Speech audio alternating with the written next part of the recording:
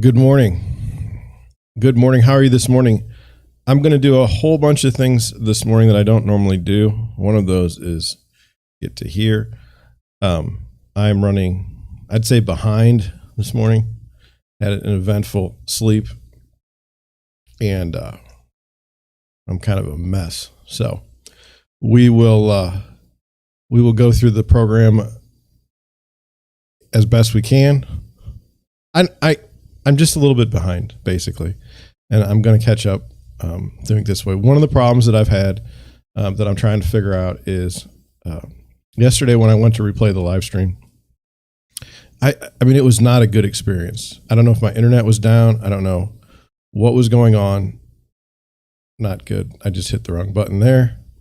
It's hard to talk and do computer work, but I think I'll be fine. Is it going to be perfect? No. Is it ever perfect? No. But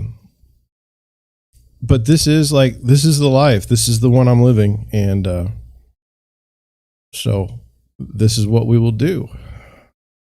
I need to find out on the live stream if we're getting a good feed. And so that's what I'm going to do first. Then I got to get all our stuff in order for our show because I don't have it up. The hard drive that I use to set it up is not ready. So that makes it good. The key now is can I just see in the control room, do I have a good stream going? Excellent. It says excellent connection. It says everything's good. I don't like to look at this particular setup because the stream health is excellent. Okay, so for some reason I can have a great stream, but whenever I went to replay it yesterday, it was terrible. So I'm going to get out of here or I'm going to be confused as hell. So we'll get out of here. All right, now we go here. And now that we've got that done, now we need to work on if I can get into my hard drive, because when I turn on my computer, the hard drive sometimes screws up. So let's see, is it? Yes, the rare day today that it's showing up. That's helpful. So now we need to go here. I don't know. What should I have done? Should I just not have come on at 9 when I always come on at 9? Like, I'd love to know what you think I should have done. You can put it in the chat. I like to be on time. Even if I'm not ready, I'd rather be on time. And if somebody were to come in the chat, we could chat. That's how that would work. That's how it's supposed to work, I think. So now I'm opening up like my program. I can do that. Today's the 22nd consecutive live stream. It's the 21st of March. This month is flying by. Time is flying by. It's kind of wild. Now we go here. We'll get this in order, people. We'll get this in order. Bear with me.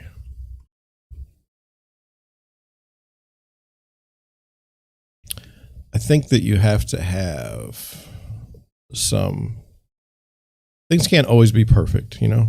And so this is definitely today not perfect, but we'll get it.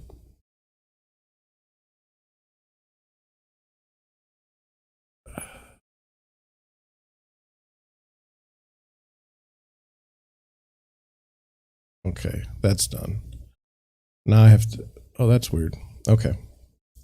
Just checking the chat. Okay, good. I don't want to be keeping people waiting or anything like that and now we just get going here. Do this. Right there. Get that right there. Tomorrow morning, I have to get up and get this in order. This is ridiculous. I'm running low on my information. It's not vetted.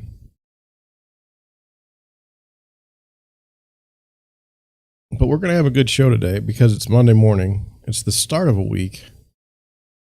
I don't feel terrible. I'll tell you, we'll do a health report. Yesterday, my back started bothering me in the middle of we had a fine dinner. And on the right-hand side of my stomach, I've had some surgeries and whatnot. Things were like, it didn't feel right, and it started moving to my back, and now it's on my left side in my back. But last night I was like, what is this issue? Like, what's going on here? And so I was kind of worried. But when I woke up this morning, I know I'm going to be okay. So that's good. Now, we did that. Is this where it needs to be? Okay. Now we need to go here.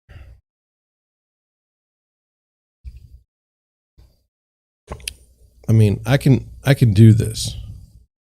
6 minutes in, I feel pretty good. There's a couple of things that would have sunk us. One, my computer locked up before we started. We got to the Firefox browser and it just was like, not good. Not good at all. And then it finally kind of slowed down. It kind of unlocked and I was able to do a bunch of stuff like this. Like I said, my hard drive sometimes doesn't come up. Oh no. Well, I think that's got to be the news of the day. Let's make sure we got it. I guess this is the best article for that.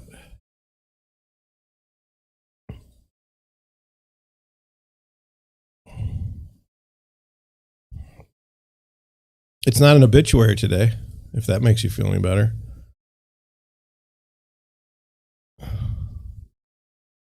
What are we doing here?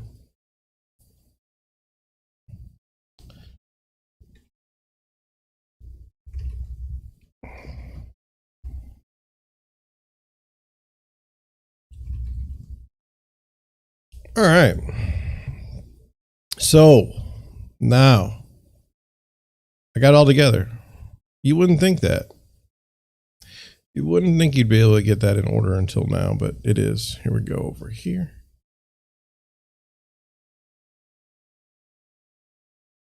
All right. So how are you? That took 8 minutes.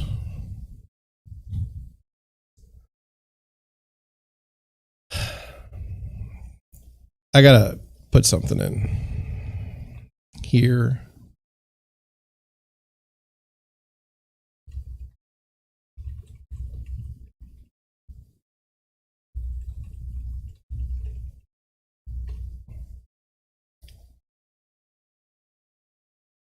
All right, let me get a drink. I have to cough too. Remember when I coughed that one time and there was like phlegm in it, like, oh, that's gross. I really needed to, I think I said that day I need a towel. I do have a towel. You may not believe it. It's right here. I have a towel. I should cough into that, but.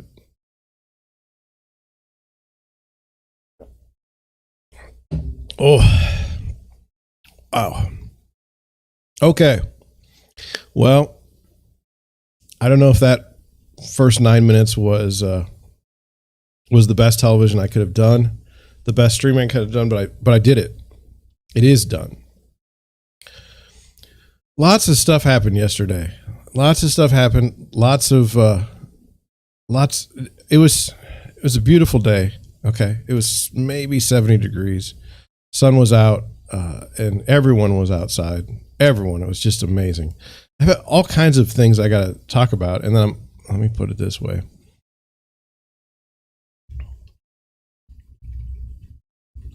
I mean, I don't know. The creative juices are just flowing this morning in my live stream. And it's like, I can't get it all out. Now look, I only run an hour in the morning on the live stream because there's a couple reasons. One, I'm by myself. Like if there were like 10 people in the chat, I might run it out another hour, but I don't have that luxury. So I only do an hour. And then I don't exactly know how long I'm going to talk about particular subjects. And so because of that, sometimes I run over a little bit on the articles. I still like to try to wrap it up within an hour. Now yesterday, I'll just tell you what I can. I was very interested yesterday in it looked like things were going to be kind of light on the real estate side. So I was really getting ready to put together the podcast, and I was probably going to put out the first live stream last night on my new show, Our Nature of Employment. I want that show because I think employment in the United States, maybe around the world, is one of the most misunderstood and horrible things that we have in the world. Now, I start off with this. I have a great amount of pride for people that go to work every day, put in their time, do the job that they've been asked to do, excel perhaps at it, and then go home and then do it the next day. These are the most wonderful people in our society. Okay. But that's like maybe 5% of the population. The rest are just like, how do I waste time at work? How do I avoid work altogether? I'm okay with that. I understand those people too. So I don't really have a bent other than I respect people that work hard for any amount of money. That's the other issue, is compensation is ridiculous for some people versus others.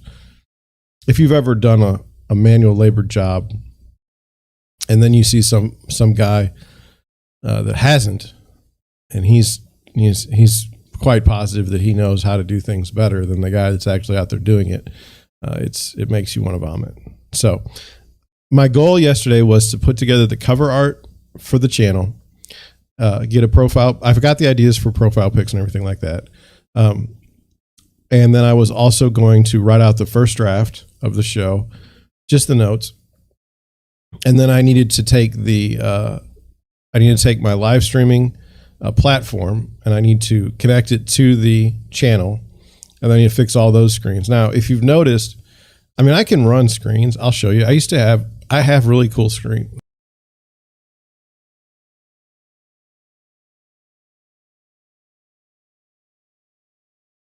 If you've been here, then you know exactly where to find me.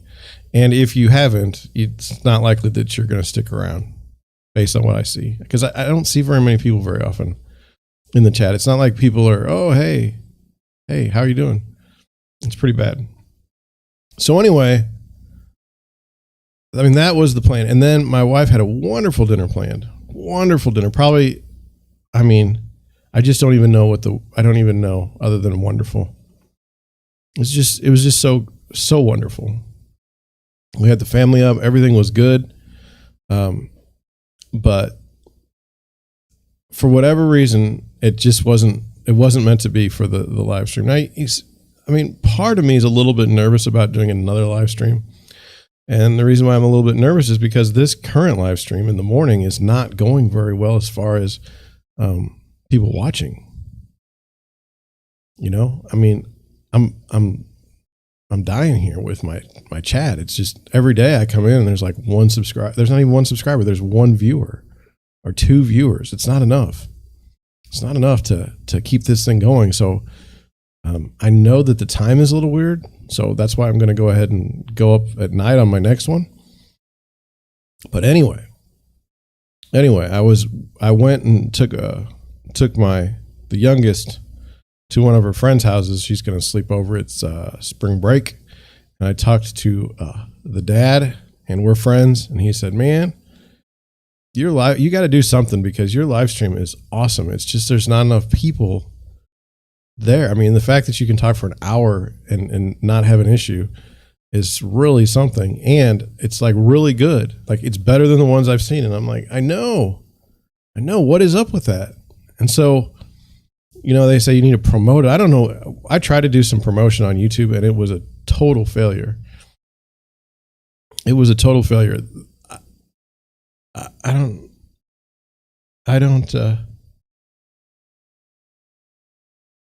know.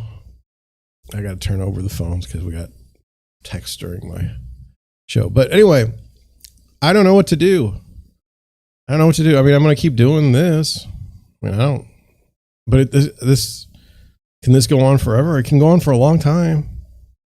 It can. So anyway, the words of encouragement from someone that's actually, in your corner, Boy, that feels good. I often default to rooting for people that are younger than me, like so in their 20s. Gosh, if you're in college or you're going to college and you're going to trade school, I don't, but you're trying to get through your life. Like you're making money, you're paying your bills, you're doing things on your own. I mean, I have a tremendous amount of respect for those people. And I wish them like the most success possible. And if they have like setbacks or something, I'm the first one to get over there and say, hey, let's pick ourselves up. We can do this. And sometimes when you get older, you don't feel like you have anything going. Like at 44, I don't know that I'm going to start too many more things. I've got my hands in a lot of stuff as it is. And so it feels like for somebody to say something nice about me, and I don't think they were making it up. Like I think it was sincere. It was good. It was needed, and it kind of made my day better. And it's making the stream today better because you don't get any feedback when no one's around. For the most part, most of the people watch my live stream after it's live. I think it's because they go to work and they're not at jobs where they can listen. Some people put the stream on in the back, and that's what they do. But some people don't have those jobs. So anyway, that felt good. Some things that didn't feel so good yesterday, I'll go over. I had one showing yesterday, and the buyer that I have is early in the process. She needs to be into a new place to live by August. And you say, well, the end of March, she'll have plenty of time. Have you seen the market? I just got a text while I was on, actually. That's why I got to turn off my phone. I got a text from a friend of mine who put an offer in on a house in Sarasota, Florida. There were 33 offers. He didn't get it. I mean, the market is still super strong. He's been looking for a house for over a year. I don't know if he's been through the house. I don't know if he went. I don't know if he's down there, if he just bought it sight unseen or tried to. You know what I think about those things. But anyway, this particular buyer wanted to expand her search, which is fraught with danger. In my belief, you don't want to worry about price so much at first. You want to find a place you want to live. And so the example I used yesterday for her was Sunset Hills, Missouri. I said, in Sunset Hills, Missouri, there were 3 houses that sold for less than $300,000 last year. So if you come to me and say, I want to buy a house in Sunset Hills, a 3-bedroom, 2-bath home, and I want to pay $225,000, I would say, well, this isn't going to happen. And it's not like to defeat your goals. Okay. It's like reality. Okay. I'm not interested in telling you things that aren't true. Like why the chances of us getting one of those 3 houses that are listed for sale in the entire year. I mean, and those houses are going to be train wrecks, like flood zone situations. This is not going to work. So we have to have a location. And then when we have a location, we get a price. Okay. So what can I get for my money at this particular price in this particular location? That's okay. But if you just start off, I want to buy a $300,000 home in St. Louis. Good luck. Good luck. Good luck. There's probably a 40-mile range that probably 2 million homes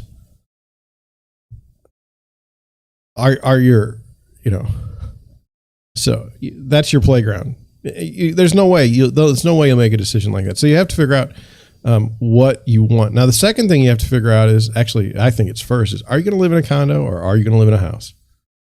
If you're going to live in a house, we're going to look at houses. If you're going to live in a condo, we're going to look at condos. The two are not the same. So that needs to be decided. You decide where you're going to live, what the product is going to be, and how much you can pay. And I say how much you can pay. I don't like to go to the highs for the people, but we got to start somewhere. We got to have some number. Then we're good. So what I think some people misunderstand when I talk about location, I'm not saying that you need to be guaranteed on your location first. But what I'm saying is, and we can explore different places. But what I'm saying is like, if you like Webster Groves, Missouri, okay, if you like it, then move there, okay. But if there's a house comes up in Sappington, then we can go look at a few houses in Sappington. But we're kind of set for Webster Groves. And so that's exactly what this was yesterday. And what was interesting with my buyer is they felt bad about what happened, but I didn't, because I knew what was going on. And let's try and go through this. When people first meet with me, they say, these are the things I want. These are the things I have to have. And I say, okay, that's fine. Because I know through my experience on the buyer side is that what people say they want changes when they see it in the marketplace. So I don't start off with this rigid, this is the way it has to be. The second part then is, as you start looking at homes, you start kind of figuring out what you want and what you don't want. Okay. Kind of figuring out places where you want to be and where you don't want to be. This is discovered through the home search process. This is discovered by physically going to homes and seeing what's available, seeing the neighborhoods, and doing it that way. So she wants to be in West County. All right. Maybe. Now, West County is really big again, so that's not a good space. But if she wants to be there, and I want to be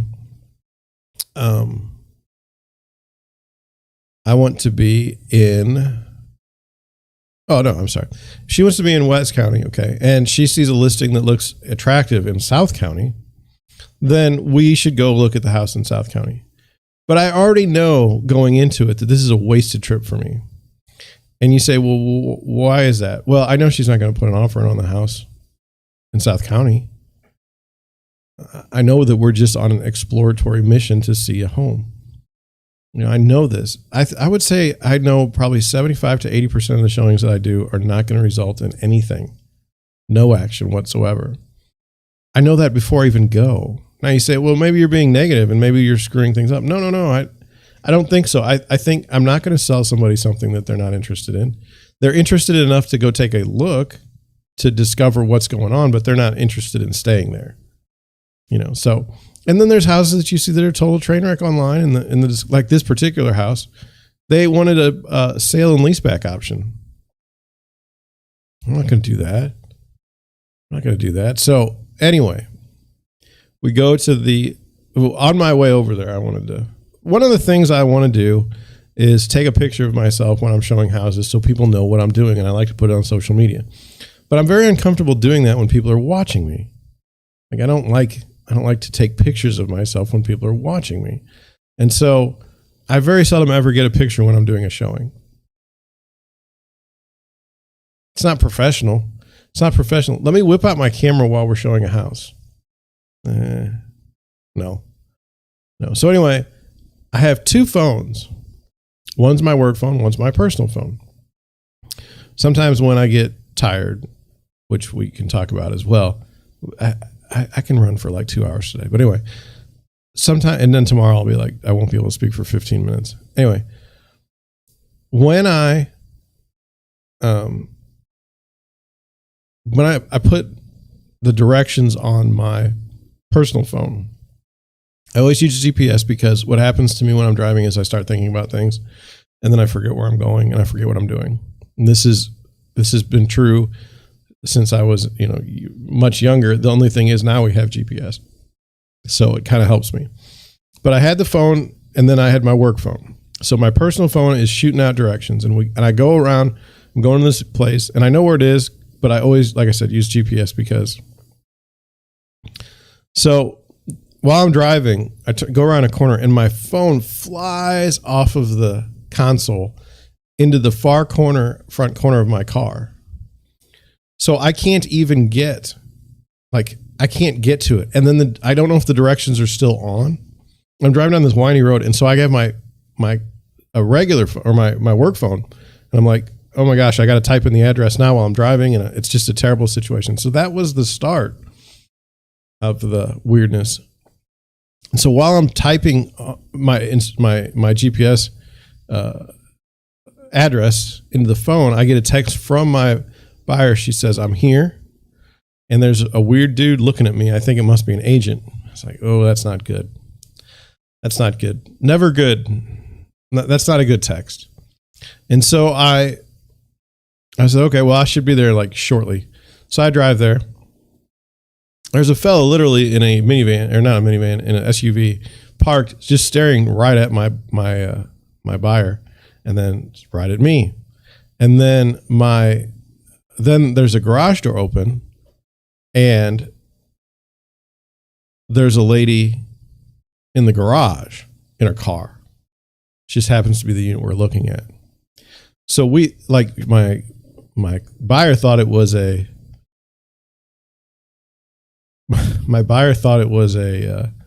agent. And so we go up in the house and we start looking at the house, and it's a condo. It's a nice condo. I had a friend in high school that lived in the same unit. So, I mean, in the same complex. So I knew what it looked like. She didn't. So we were going through stuff, and she liked the design and everything, but the flooring was just trash. It was just trash. And then when I'm looking at pictures of the people that are in the house, like that are in the house, it's the dude downstairs and his wife. So the sellers are literally, they had nowhere else to go but to stare at us during the showing, which is a terrible, do not do that. Do not do that. If you have showing scheduled, get in the car. There's a huge park just down the street from these people. Just go there. I do not want to be stared at. First of all, it's not a security thing. I'm not going to do anything to your house or your condo. So you're not helping there. Two, I'm not answering questions. I'm not asking questions because I'm not talking to the seller. I'm talking to the seller's agent. That's why you hired the agent. So you can provide nothing other than to creep out my buyer, which is what you did. So will I put together a podcast about that today? Maybe. I don't know. I need to write a podcast episode up. I'm going to put it down right now. Things not to do at a showing. I don't know if I can make 10 minutes out of it.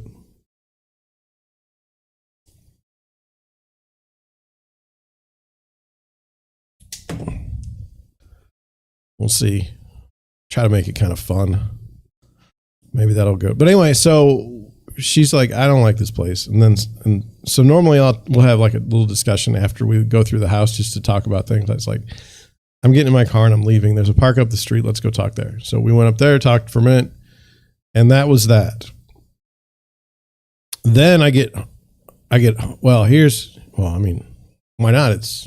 We're almost 30 minutes in. Let's enjoy this for what it is. So after that, my mother says that she wants me to hang a bird feeder at the house. And if my mother asks for something, I do it without question. So I go over there and there's this birdhouse, and I'm supposed to put it on the window, and I don't want to get a ladder. I'm dressed for work, so I look decent, and I go and I fumble around on this thing. I finally get it figured out. I put it up on a window, it falls right off. I put it up again, it stays on, but anyway, I have to reach up like this, which is what's caused all this issue in my back today. So I get home and while I'm looking at the birdhouse, I get a text from one of my other buyers, and I wanted to go over this with you because it's depressing. He said, we went to the house up the street from us that had an open house, but I guess we missed it by the time because there was no one there. And then we went to the next open house, and when we got there, there was a home inspector, and they said the house is already under contract and that the open house is canceled. And they're like, that was bad. That was bad. I mean, and I didn't know that the house was under contract. We talked on Friday, and I was like, if you want to go, just go. And if you don't, that's okay too. We'll work it out. I let my buyers go look at open houses without me. I'm not afraid of what they might see there. I'm totally okay with that. So when they went through, or when they weren't able to go through, I got a text. And so just for between you and I feel terrible that I didn't check on the open house status being canceled. But I would never cancel an open house if I said I'm going to have one, because that's just kind of who I am. So that's the market, though. Things are going so fast, and it's ridiculous. The whole thing's ridiculous. It's absurd, and it's fine. So now, with that being said, let's get into Google Trends. What is a trend here? And this is one that I saw and I thought we should go through. Daddy Yankee announced that he's retiring. Now, I don't know who Daddy Yankee is. The woman who wrote the article, I believe it's a woman. Her name is Mary Sable Houston Crespo.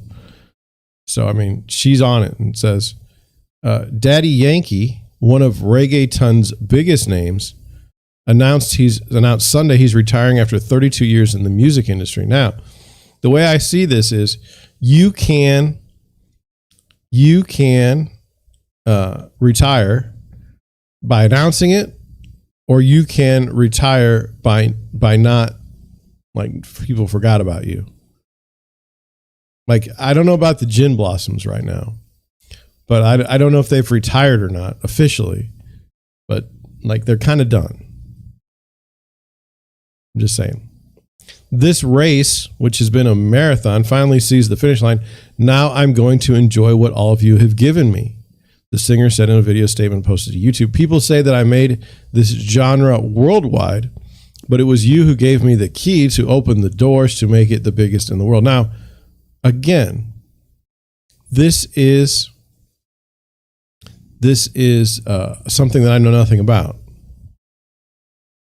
It's the biggest in the world, this genre. It says, oh, look at this. He will bid farewell to his fans with one last tour and album, Legend Daddy, which is out March 24th. Now, the fact that are we calling things albums when they're not really like albums? I guess. It says, I'll give you all the styles that have defined me on one album, Legend Daddy. It's fight, it's party, it's war, it's romance, the singer explained. So to me, I feel like he's hyping his last album and his tour. It's kind of like The Who. I think they retired a number of times, but they keep showing back up. Rolling Stones, I don't think they ever announced a retirement. Kiss, I think they retired twice. So anyway, this is part of the game. It says Gasolina. Oh, I'm sorry, Daddy Yankee's legacy. Yes, let's learn his legacy. Gasolina, one of the singer's best known songs, came out in 2004 and is often credited for introducing reggaeton to an international audience. Huh. In his extensive career, it says Daddy Yankee sold more than 30 million records. Now, that's hard to do. How do you sell a record when none of us have a record player? In 2017, Yankee collaborated with fellow Puerto Rican Luis Fonsi in Despacito, a record, I think that's how that's said. If I missed it, I'm sorry. A record-breaking single that anchored itself at the top of Billboard's Hot 100 for 16 weeks, is also YouTube's second most streamed video of all time. Well, let's look that up, because right now I probably have, let me see in my chat here. I have one viewer. So I'd like to see what someone really does. His La Ultima Vuelta World Tour will kick off on August 10th in Portland, Oregon, and run through December, finishing with a date in Mexico City. So, good news, he's not dead. Those are bad things to do. Those are bad things to do. Doing, what are those things? Obituaries. For a while there, I had a run of like every day was obituaries. The last weekend was March Madness. So that was no fun. I'm going to go check this video on YouTube and just see the views on it. Okay, Luis Fonsi. Okay, now look, I want you to understand where we're at. Luis Fonsi, featuring Daddy Yankee on YouTube, has 7.7 billion views. That's with a B. I have Are you ready for this? I have one view right now.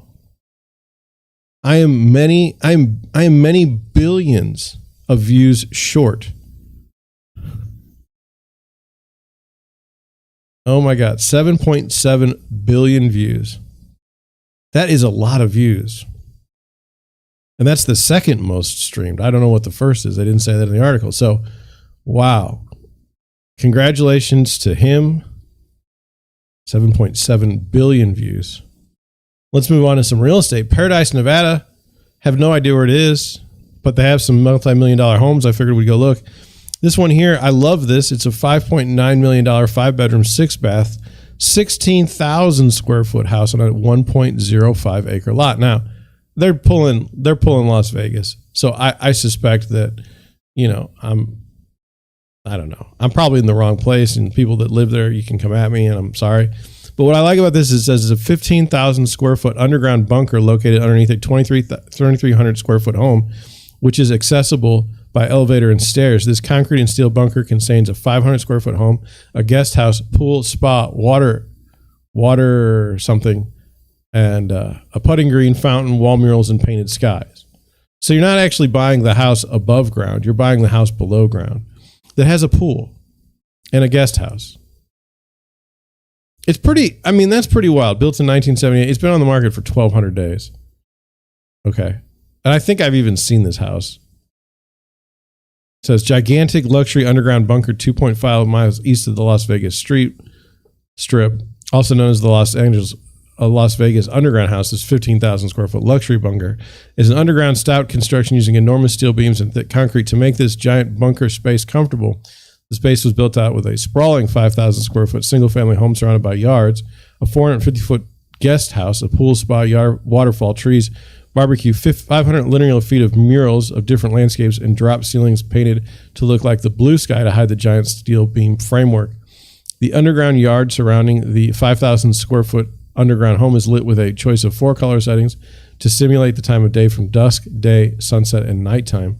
Take an elevator ride down an underground utopia. This is a real blast from the past. A unique, one-of-a-kind property. Most systems have been recently replaced, all furnishings to stay. This thing's probably been for sale. It's been for sale for a long time. Listed in 2013. I don't know that it's ever sold. But anyway, let's look at the pictures. So there's the normal house, right? There's the bunker.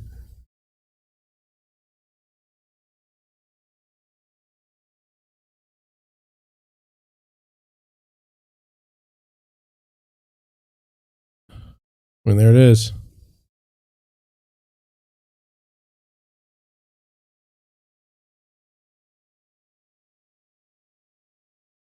It's just totally wild.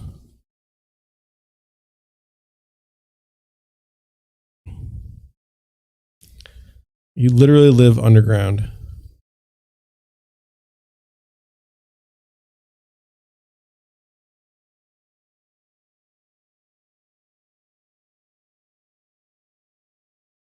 Yeah, is it dated? Sure.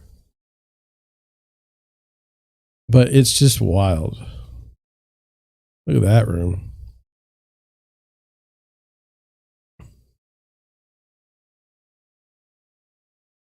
That's just wild. So anyway, that's the first house. This is the second house. $4.8 million, 5 bedrooms, 5 baths, 6,500 square feet on a 1.32 acre lot. 50 pictures. I like that. Been on the market 162 days. Not bad. I'll take it. This custom home is classic Vegas. Too many upgrades and features to mention. Beautiful wood floors and beams throughout. Kitchen features granite counters, 2 ovens, 2 dishwashers, and 2 custom pantries. Custom stonework and living and family rooms. Separate pantry off the family room for wine, beverage, prep, storage. Primary bedroom features dressing room, giant closet. Primary bathroom features upgraded standalone tub with gold-plated footings, TV, towel warmer, dual head shower, and bidet. Additional bedroom upstairs features fireplace with slate trim. Additional bathroom upstairs features highly upgraded shower with multiple shower heads, steam heads, and foot shower heads. Both upstairs bedrooms have French doors leading to the balcony that features city views and cooking area. Upstairs balcony also leads to separate observation deck, indoor pool, with newer Pebble Tech finish around pool spacious grounds. I'm texting.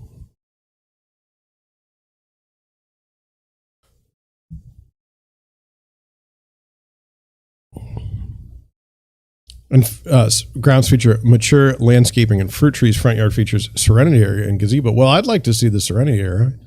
I don't know what that is. I've never seen one. Let's take a look. Okay.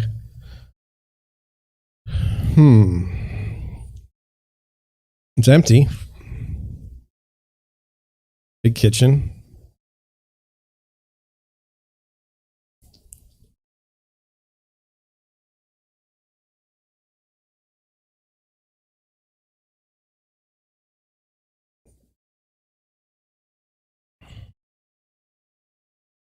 Ooh, we got a flooring issue. Do I have a flooring issue there? See the eagle eyes of the real estate agent and listing pictures, and just from the years we just know what to look for. So would this house benefit from staging, virtual staging? I think so. I think so. It's a beautiful pool. But, you know, you're walking through a warehouse essentially. So, is that the Serenity area? Okay. Back to the pool. Now we're in the upstairs. We're in the, I don't even know, we're on the roof. This house was built in 1961. I mean, it would have been a big house in 1961.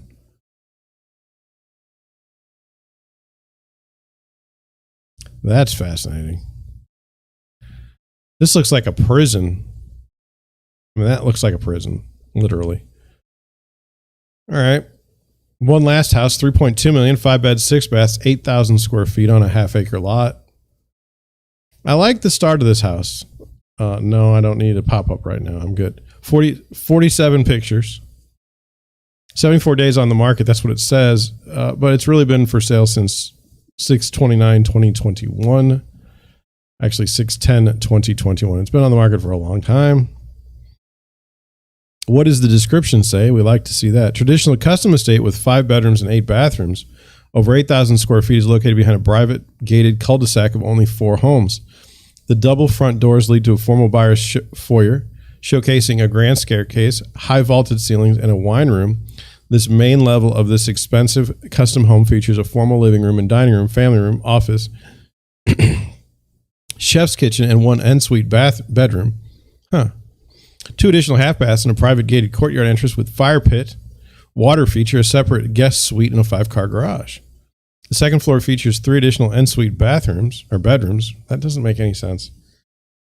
And the primary retreat offers 2 showers, a large soaking tub, and a private terrace overlooking an oasis-style backyard. The backyard retreat features a pool with a swim-up bar, spa, outdoor kitchen, fire pits, tiki torches, misters, and 13 fruit trees. Big on fruit trees in Las Vegas. I don't know anything about it. There's a little courtyard. There's a pool. Boy, I mean, it's tight, right? On that lot. I mean, this is as far as you have in the backyard.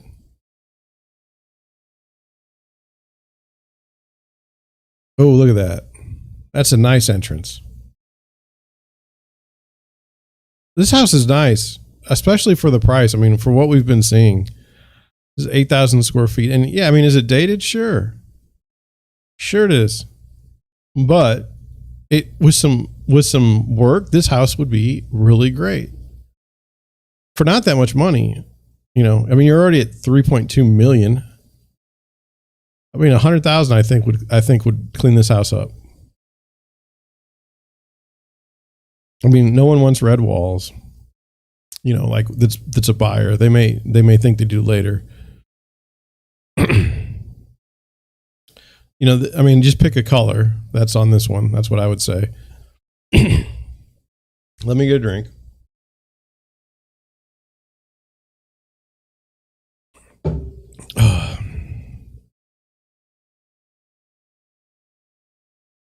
I mean, I'm looking at the garage here. I think there's 3. I think that's building. I don't think that's garage, but I'm not sure. It does have the thing down. So it could have a 5-car garage.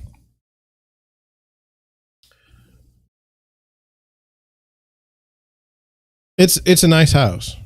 I like this house. So, all right. That being said, let's check the chat. Okay, nobody's there. Good. Not good. Sad. Sad face. Let's move on to articles. We're at 9:45. I feel like it's progressing well today. Feel good. I hope you are doing okay as well. A listing just came up, and I thought we should take a look. I mean, it's pretty interesting. Okay. Here we go. Let's look at some articles. Now, the first article, let me preface it by saying I haven't today. I don't know if there's going to be pop-ups and stuff because here we go. And then there was a pop-up yesterday. But anyway, it says gardens. See, now that's not helpful. Garden Trends 2022, 25 of the latest looks and new ways to garden.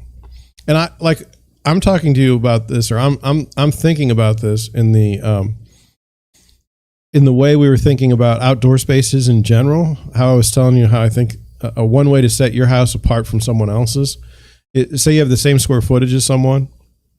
If you can make an outdoor space that's enjoyable, that people know what you're trying to do, I think you can get a lot more money for a house versus a house that doesn't have that just has a yard. And I think that's a place where we all should consider, if we're going to spend some money, maybe it's there. I mean, you list a house in the spring in St. Louis with an outdoor space, you're in good shape. Now, if it's August and you're just being beat down by the sun, that's not the best, but people still like to believe that they'll be out there and enjoying it. So anyway, here we go. The top garden trends of 2022. So introduce a Mediterranean flavor to your backyard.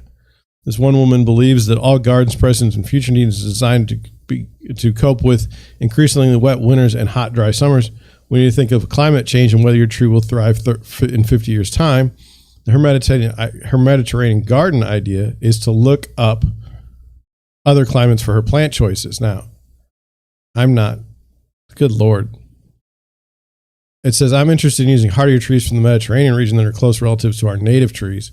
Now, I don't know that I can do that. I mean, we have certain growing zones. So I don't know that I can put Mediterranean trees in my backyard. So not going to do that. The garden lawn will be a thing of the past, it says. Looking in the future, another designer feels that lawn edging ideas will soon be giving way to more naturalistic style of planting. Planting-wise, clients are veering towards more naturalist styles and are starting to understand that a large lawn is higher maintenance than large planting and garden edging ideas. And it isn't so good for the environment, providing little wildlife habitat and requiring pesticides and weekly mowing to keep it looking smart. Now, I will not let you take my yard from me. Over my cold, dead hands will you get my yard. It says, plant an abundance of fragrant herbs. Joe Swift uses a wide range of plants that reflect and highlight each season across the year. Spring bulbs, range of perennials and grasses for the summer, good fall color, a degree of evergreens, and tree bark for winter interest, as well as many scented, aromatic, and tactile herb garden ideas to engage with so people can enjoy the outdoors and recuperate. I mean, okay. It says, look to geometric forms. I mean, if you want to put an herb garden, who am I to say that that's not a good idea? It says, looking forward to new and emerging trends. Tony Woods of the Garden Club London reflects, one of the biggest trends I've seen is the use of geometric form used in paving, furniture, and layouts. I think this stems from more natural forms and materials being used in both interior and exterior design, and the trend is translating into the off-the-shelf products, including furniture and planters. Yeah, I agree with that. I never liked the wavy looks, and I've never liked the circles. But I mean, isn't that a geometric shape? I don't know. What I'm saying is I like squares and I like lines. And I like those in contrast to the nature. It says, engage the sense with elemental features. New kid on the block, Sheila Jack, believes that next year we'll be going beyond aesthetics and functionality in outdoor living areas. Our outdoor living experience should be one that truly engages all of our senses. I'll be looking at elemental features that will stimulate the senses, sound and reflective qualities of water, warmth, aroma, and flickering light. I don't know. Oak will be a key material From sustainably managed woodlands, oak is a warm, naturally durable material that can be used for such a huge range of garden applications. Deck ideas, furniture, pergola ideas, planters, all while providing a link to materials used inside a client's home. I mean, we have plenty of oak here. It says, stay true to your surrounds. One advice would be fully research and understand the materials from the local area and allow these to form the basis of your design response. We tend to feel these limitations result in a better, more considered designs, and it's a challenge we always find exciting.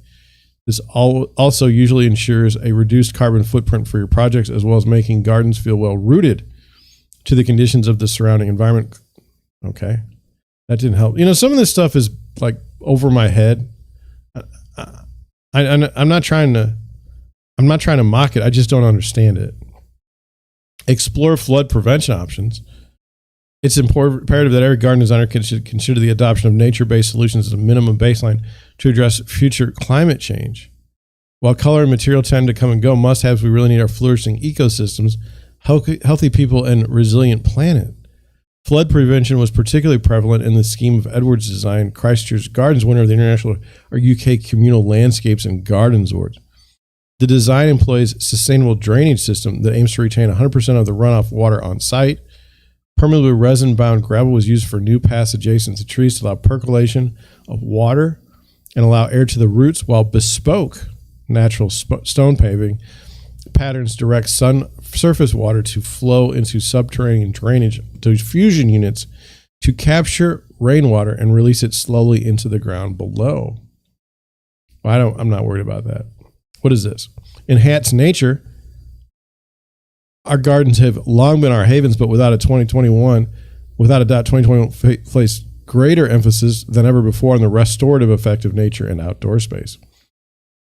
Looking forward to 2022, high on the designer's wish list are plants that create a haven for birds and bees. This plays to the trend called rewilding, in which land is returned in various scales to natural habitats that can provide water, food, and shelter to all creatures, great and small.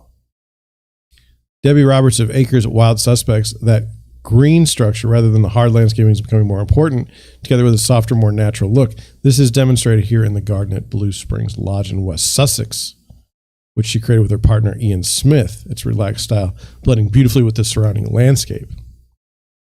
I mean, it's a beautiful garden. It's just not what I see in St. Louis, like where I live. Create a blank canvas. That's so annoying. That's so cliche. I'm not interested. Build a split level backyard. Having a garden set over more than one level can give so much more than a single plane.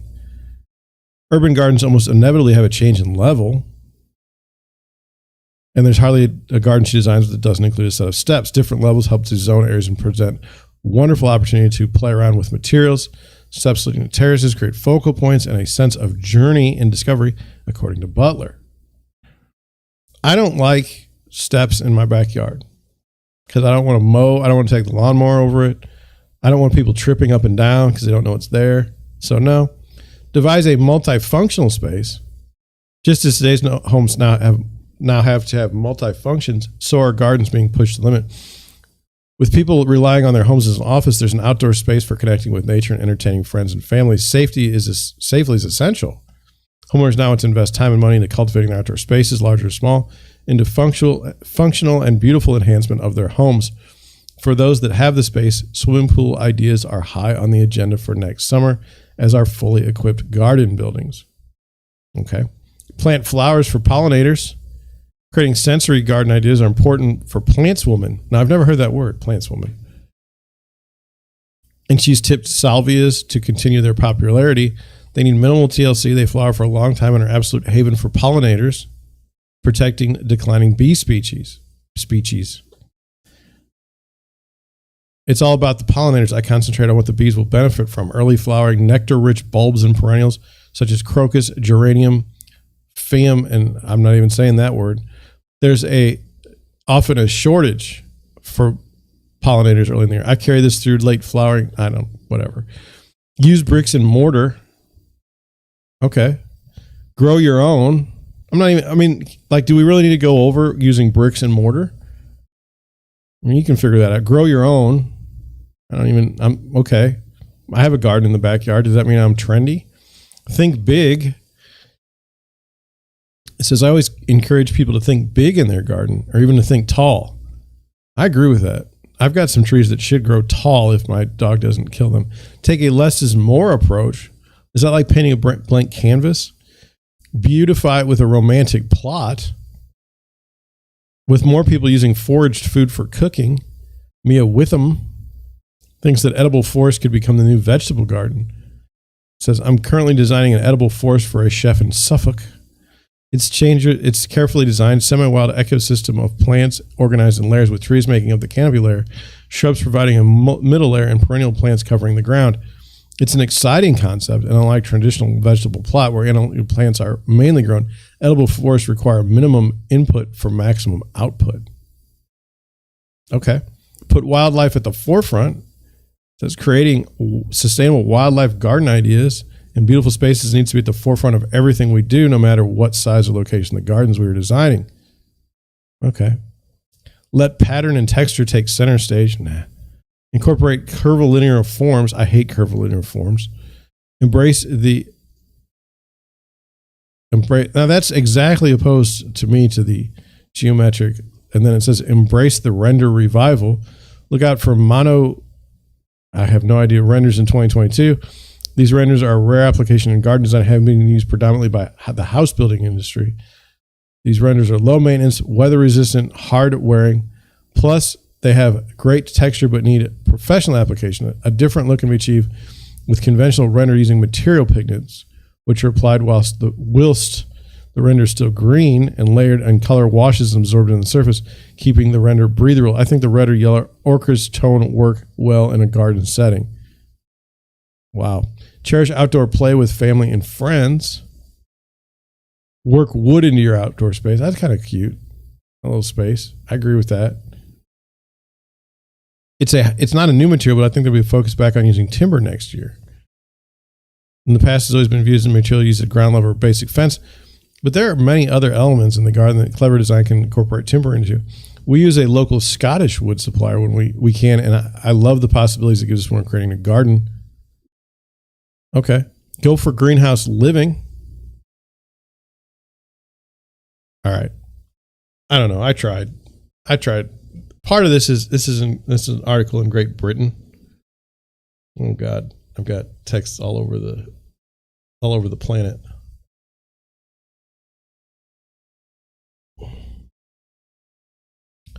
Let me see real quick here.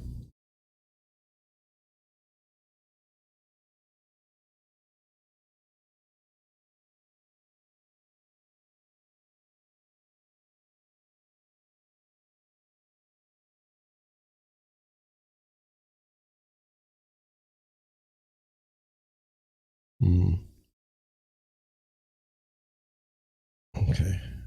I don't think that's going to work, but we'll figure it out. Okay, now, last article. Sunshine State. Why is everyone moving to Florida? I don't know. Let's find out. Seriously. I know people. I just told you my friend put an offer in on a house. Didn't get it in Sarasota. There were 33 other offers. Now I'm in Missouri. He just wants to go there because it's sunny and nice. And I don't blame him. I'm gonna have to text just like crazy whenever we get done. It says, this is from Realtor.com. Let's go. It's not just grandma who's moving to Florida these days. People from all over the world are looking to buy a piece of property in the Sunshine State. In just this past year alone, Florida's gained more than 200,000 residents. Second only to Texas in population growth. Well, did you believe that that's true? I knew that Texas was growing, but I didn't know that it was even more than Florida. But as home prices increased by double digits across the state, rents skyrocket, and the bidding wars that flared up over the summer continue to escalate, the Realtor.com data team want to take a closer look at the metrics to see what's really going on in the southernmost U.S. state. Simply put, everyone is hot for Florida.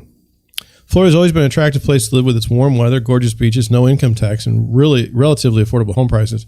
It has, of course, long been a mecca for retirees. More than 3.5 million baby boomers have retired in recent years, and a good chunk of them are spending their golden years in a temperate paradise. But now it's becoming an increasingly popular destination for younger residents, too. More and more millennials who can work remotely are deciding to do so by the beach. I I don't think my computer would like to be on the beach. Meanwhile, conservative-leaning folks are deciding to leave liberal enclaves in California and New York for this red state in search of less restrictive COVID measures and like-minded political views. Throw in some Wall Street investors looking to turn single-family homes into rentals. You've got a perfect storm of increased demand with not enough homes to go around. The limited inventory is definitely driving the prices up. People are paying mind-boggling numbers and it has no sense of slowing down. There just aren't enough homes for buyers. Like the rest of the country, the number of homes for sale had been shrinking in Florida for a while, but starting in the spring of last year, the available inventory fell even more than the rest of the country. So far this year, we are half as many homes for sale as there was the same period a year ago. As more people are moving to Florida than are moving out of the state, we're seeing this great reshuffle around the country. But the thing is that people in Florida are generally not leaving Florida. Okay. Floridians who are moving are simply relocating to other parts of the state. And while homebuyers are trying to keep up, they're experiencing the same supply chain issues that are plaguing the rest of the country. Builders that are having to wait weeks for necessary items like doors, trusses, and larger appliances. Even if it's a week of delay time on each thing, it stacks up over time, and that creates a compound effect. Okay. And then it says Florida's starting to look less affordable, and that's my thinking. Let's say you move down there like 2 years ago. Well, it's looking pretty good. Let's say you try to move down there now. Once you make Florida to where it's unaffordable to live there, all of a sudden people will find someplace else. I think. One of Florida's biggest draws is cheap real estate compared with other parts of the country. However, its affordability is starting to fade. The median list price last month in Florida is $434,000, significantly higher than $392 national median list price. As people fled the Northeast and Midwest throughout the pandemic, many came with cash. Now, after selling their homes in expensive markets like New York City suburbs and Chicago, folks found their money could go much further in Florida, and to stand out, buyers are offering six figures over the asking price in some cases, which is insane. And let me try and understand this. Like, you leave, like, housing is expensive in St. Louis to me. And if you leave St. Louis for Florida, you might not get anything like what you can get here for the same price. But it's expensive here. So I hate the idea that the Florida that we all knew growing up is not going to be there, you know, for us in the future, like as a vacation place. It's just going to be massive traffic and miserable. Lifelong Floridians who have been priced out of expensive markets can now commute to more affordable metros, especially if they have to go to the office only once or twice a week. One example, more than 10% of people looking for homes in the Sarasota metro area were coming from Tampa at the end of last year. Sarasota is benefiting from the job growth in Tampa because it's easy to commute, and some of the schools are better. It's an affordability issue as well. But prices there have jumped 39% so far this year, compared with the same time a year ago. And the median list price of reaching $547,500 last month. It's even worse in Naples, a popular retiree haven, where the median list price was up nearly 60% over the same period, and the median list price was $799,500 in February. Renters aren't having much luck either. One of the 5 metros with the largest rent increase in January, Fort Worth, Florida. Worst offender was Miami, where rents grew by more than 50% compared with the same time a year ago. The median rent there is now $2,895 per month. Now, that really didn't work. I'm going to the base screen because we're going to cut it. We're going to cut it in a little bit here, but that really didn't work to answer the question. Why is everyone moving to Florida? Okay. Why are they moving to Florida? It says everyone is hot for Florida. It's been an attractive place with warm weather, gorgeous beaches, no income tax, and relatively affordable home prices. It's been a mecca for retirees. But now it's becoming an increasingly popular destination for younger residents too. More and more millennials who work remotely are deciding to do so by the beach. Meanwhile, conservative-leaning folks are deciding to leave liberal enclaves in California and New York for this red state in search of less restrictive COVID-19 measures and like-minded views. So, you know, how do I put this? Rich people can move. Poor people have to stay where they're at. It's not good. It's not good. But I don't know that I would move somewhere for its politics. I know that sounds bad. Like, even if I agreed with the views of those in Florida, okay, I don't know that I would move there, because what's going to end up happening is people from other political walks of life will move down there as well. And then you'll get this weird sort of new political movement of people that have never lived in the state that end up ruining it. So I don't know that I would ever move somewhere because of the politics. My main driver for moving is going to be space. I don't like traffic. I don't like when I go to the grocery store to have like 20 million people there. I just don't. I am not one of those people that thinks that we should be just happy with a population boom like China. I don't want to live in that place. I don't want that. So with me, like, I love Florida. We were down there earlier this year. But I don't know that I want to live there. But good for those people. And I don't know that I'd move for my politics. I mean, I know of one politician down there that is kind of an idiot. I'm not going to say who, but I know which one it is. And it's not who you think. Anyway, I understand why people were moving out of like New York, and I understand the politics argument. I'm just saying I wouldn't move somewhere because of their politics, because by the time you got down there, the politics would change. I think. Who knows? Anyway, you know what? Look, I'm 7 minutes over my normal time. We had a great show.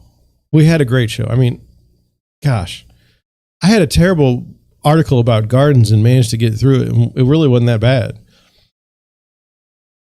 So what can we expect tomorrow? Well, I need to get up earlier tomorrow. I'm going to have to do a bunch of research. No question. But anyway, that's what I have for you today. I mean, I don't even have a title for tomorrow. We're in trouble. But we'll find something. I'm pretty creative.